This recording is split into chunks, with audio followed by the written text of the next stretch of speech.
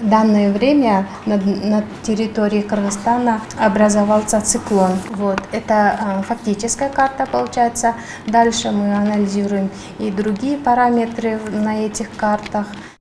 Ежедневный сбор данных с 80 автоматических метео и 34 мануальных станций, обработка и составление точных прогнозов. Этим занимается данный отдел метеопрогнозов Гидромета. Здесь специалисты, основываясь на данных метеостанций, получают информацию по погоде.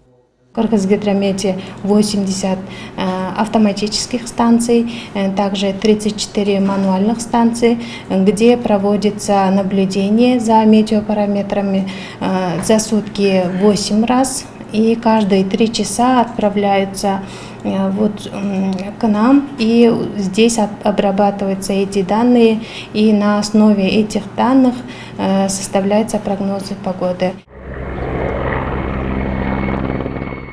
Если в других странах Гидромет выдает краткосрочные данные для взлета-посадки воздушных судов и вертолетов, то в компетенцию службы нашей страны это не входит. Данным вопросом занимаются другие службы. Официалдуу түрдө ушундай болуп жөнөтүлөт да, баарычы кыргызча, орусча. Андан тышкары бул жерде штормовое предупреждение жазабыз да, кол коебуз, ким составляет экен. Гидромет – это не только погода, сбор и обработка огромного количества данных с разных серверов, но и составление важных прогнозов, которые позволяют обезопасить жителей республики. В этом кабинете следят за притоком воды, в том числе и водохранилища, а также за надвигающимися природными катаклизмами, как сели и наводнения. Штормовые предупреждения мы выпускаем от 3 суток до 5 суток более. Ежедневно в наш отдел в закодированном виде поступает с 54 гидропостов информация о водности, об их изменениях, тенденциях.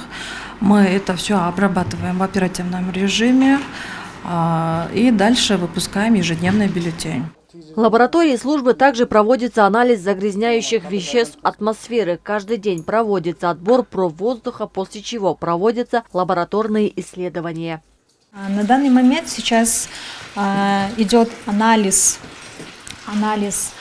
наших загрязняющих веществ, таких как диоксид азота и диоксид серы.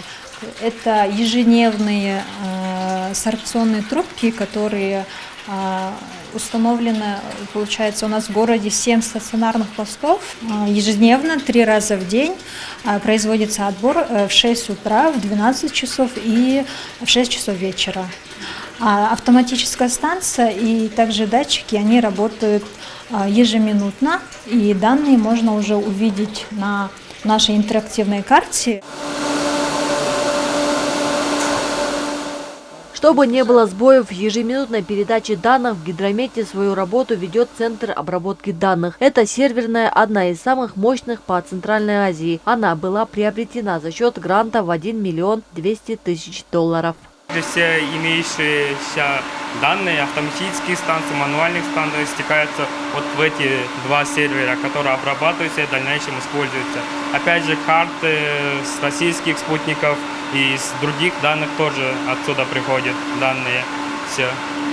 Тут 3 кондиционера, куплены источники беспрерывного питания, резервом. И еще дизель-генераторы. Нужно там применение информационных технологий, да.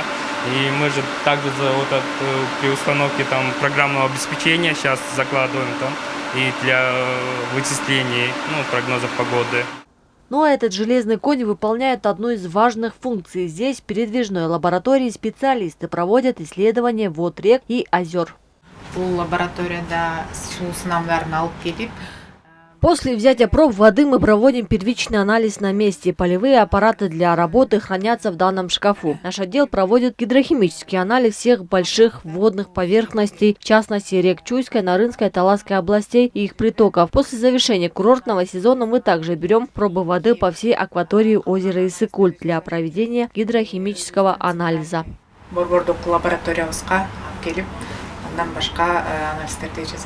В этом году гидрометеостанция отметила свою 97-ю годовщину. За этот период она продолжает получать путем расчетов и данных нужную информацию о происходящих изменениях погоды в стране. На основании данных наших метеорологических постов, агрометеорологических постов и данных всемирных моделей прогнозов делается прогноз погоды на определенные сроки. Все штормовые предупреждения у нас оправдываются на 100%.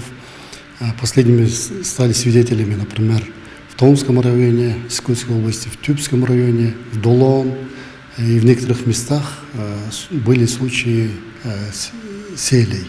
То есть это дается для того, чтобы обезопасить жизнедеятельность человека и народного хозяйства нашей республики. Кроме этого, Кыргызгидромет увеличил количество станций, которые в настоящее время передаются в наземную систему «Оскар» по 25 пунктам. Иными словами, из 25 пунктов данные атмосферного воздуха передаются во Всемирную метеорологическую организацию, которая осуществляет мониторинг по всему миру. Жибек Исакова, Бекзат Машапов, ЛТР, Бишкек.